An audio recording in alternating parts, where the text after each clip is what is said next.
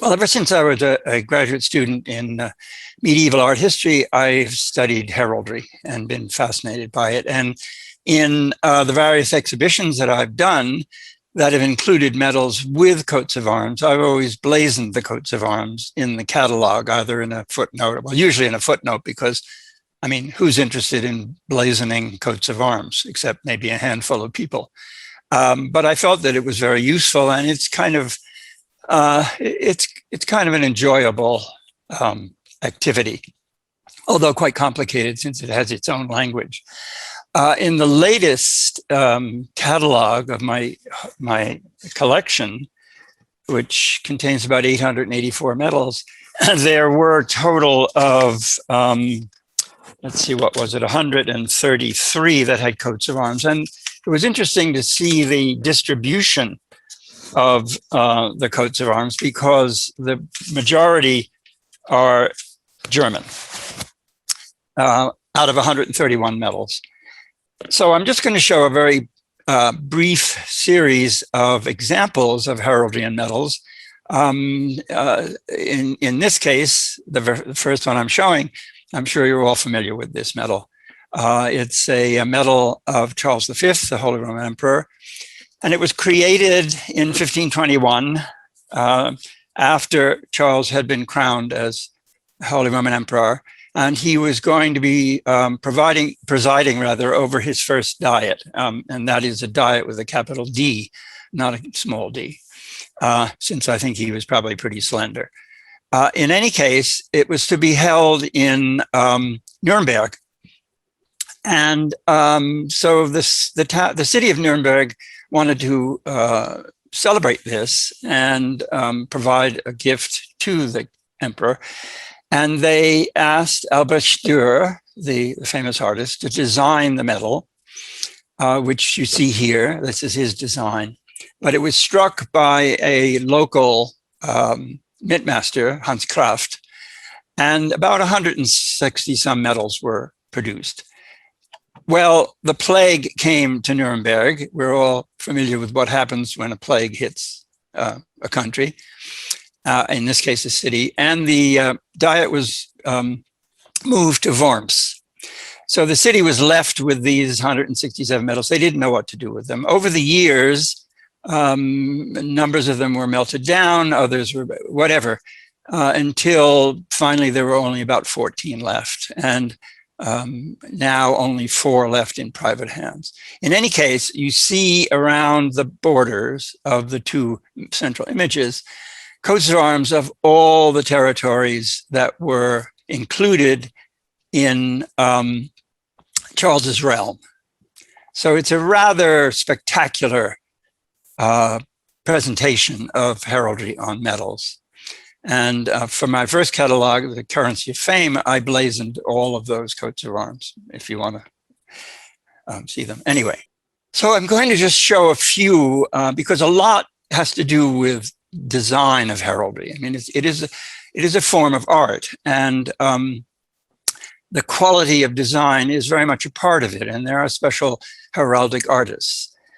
In this medal, which is by Hans von Reinhardt the Elder, as you can see from the title, he turned to a fellow artist, a very famous Renaissance artist by the name of Hans Cranach, and I'll show the next one.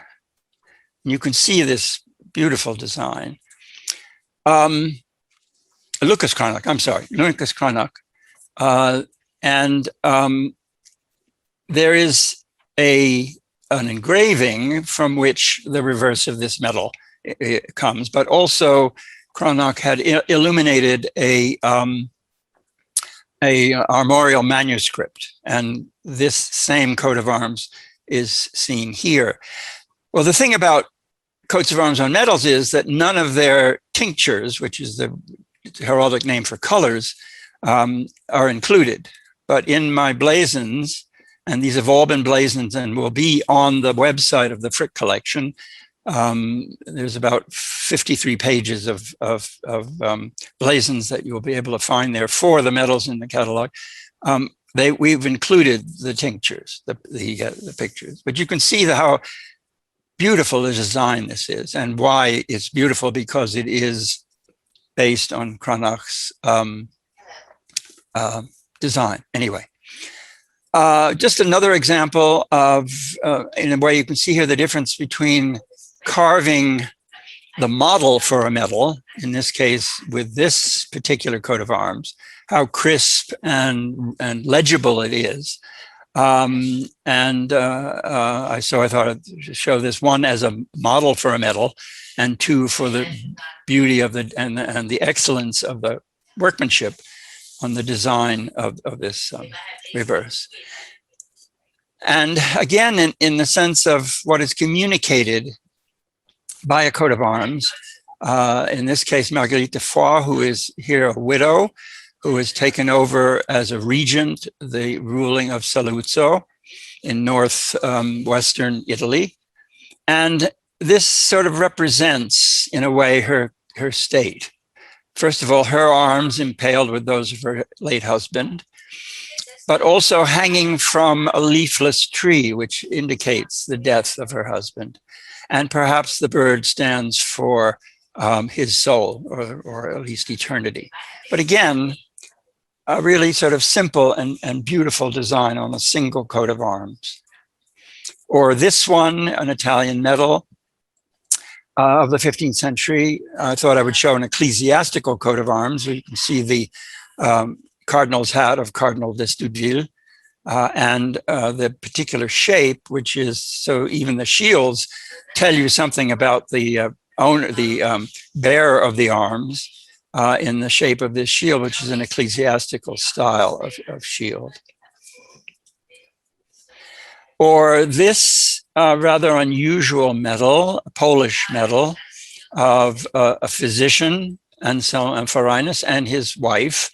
And they're armigerous, which means that they bear arms. But in this case, having his wife on the reverse, they've had to kind of squeeze these coats of arms onto the surface of each of the sides of the medal, but also rather elaborately represented. And as you get into German heraldry and German medals, there is a sense of how much can we get onto the surface of a medal. And here you can see in this medal of Johann Georg II of Wetten, who was an elector of Saxony, that he has asked his medal maker and herald to get as much as possible onto the as many quarters, which are all the territories that he ruled, onto the surface of the medal. And not only that, but then all of the crests he's included, which makes it for what is called horror vacui, or a horror of empty space. Well, the last two images, again, are a question of I don't think you'd call them excess, but in any case, multiplicity. And once again, here, the ruler, Albert V, the Duke of Bavaria, is illustrating all of the cities, all of the municipalities that are within his realm. In the center of the field are his arms, the Bavarian arms. So blazoning all of these can be quite a job, because a lot of it is very obscure. But it makes for an interesting design. And the same thing happens here in this famous Dutch medal, which comes in two versions. This is the inauguration of the new town hall in Amsterdam. And this same obverse, I may have shown the reverse in a previous talk, is a beautiful, beautiful reverse, which I probably should have shown. But it does not have coats of arms. It's of the ship, the Argo, showing Jason bringing back the Golden Fleece to Amsterdam, which is a bit of a historical mistake, but deliberate. But here again, these are coats of arms of all of the councillors, all of the municipal councillors who belong to, who would meet in the town hall. And I guess this is a question of, gosh, I don't want to be left out. So they have all of these, there's something like 36 coats of arms. And in the center here, where my cursor is, you have the arms of Amsterdam and the old arms of Amsterdam, the old ancient seal of Amsterdam. But once again, describing all of these, well, actually, there was an article written about this medal in Holland, in Dutch, that did already blazon all of these coats of arms. But it's a question of design, and also the fact that the use of coats of arms seems to have been very frequent in Germany. The other countries that are represented in my collection, there's only like 9 or 10 in Italy, et cetera, et cetera. But the Germans, first of all, a lot of German, both nobility and bourgeois, were allowed to bear coats of arms, and therefore they like to display them on their medals. And that's it. Thank you.